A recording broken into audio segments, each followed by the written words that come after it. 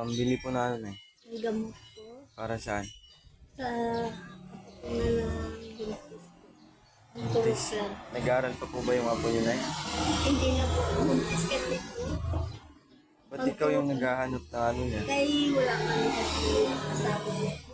Yung asawa niya, wala. Nagpalayo po Tatrabaho yung asawa. Saan yung tatrabaho yung asawa niya? dito.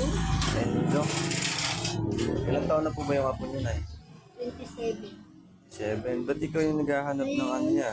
Yung naghahanap kayo wala man sa mautusan kasi turok sa kanya. Tanda ka na, tsaka may na yung ano mo, ikaw pa yung nagtatrabaho para lang maghanap ng pambili ng gamot niya.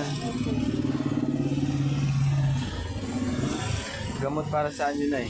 Ang tatlo sa buntis siya nga makakala sa bata. Ang malakas ng bata. Mga ilang piraso pa yung bibili niyo na gamot, Nay? Tatlo lang. 3. Sa 3 na yun, yung mga magkano yung ano na yun? Yan yung papel? Po. Resita niya po. Resita niya? Opo. Kailan pa to, Nay?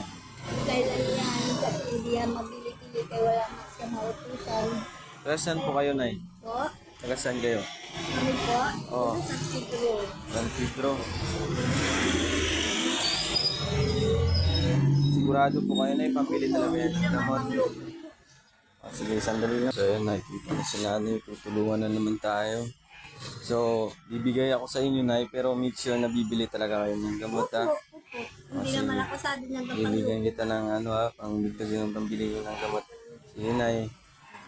Sige, sige.